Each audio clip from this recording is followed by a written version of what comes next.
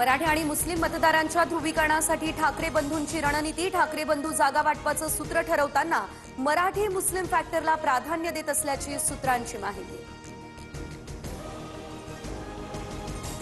माजी आमदार संदीप नाईक अखेर भाजपात. प्रदेशाध्यक्ष रवींद्र चव्हाणांच्या उपस्थितीमध्ये पक्षप्रवेश.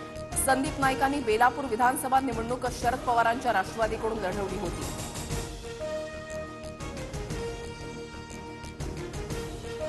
वसंतदादा पाटील यांच्या पत्नी माजी मंत्री शालिनीताई पाटील यांचं वृद्धपकाळानं निधन. वयाच्या 94व्या वर्षी घेतला अखेरचा श्वास. गेल्या काही महिन्यांपासून त्या आजारी होत्या. साताऱ्याच्या कोरेगाव तालुक्यातील मूळ गावी अंत्यसंस्कार होणार. पुण्यामध्ये अजित पवार 41 प्रभागातील निवडणुकांसाठी इच्छुकांच्या मुलाखती घेणार. मुलाखतींसाठी इच्छुकांची मोठी गर्दी. पिंपरी चिंचवड पुणे पालिकेसाठी मुलाखती सुरू.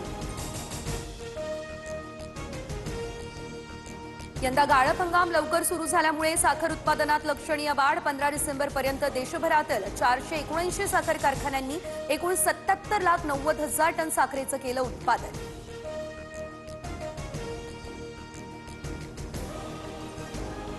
शाळेत विद्यार्थ्यांना रागवणं आता महागात पडणार. शिक्षक आणि शिक्षकेतर कर्मचाऱ्यांसाठी कडक कार्यपद्धती निश्चित. विद्यार्थ्यांशी संबंधित गंभीर घटनांच्या तातडीनं चौकशीचे शालेय शिक्षण विभागाचे निर्देश.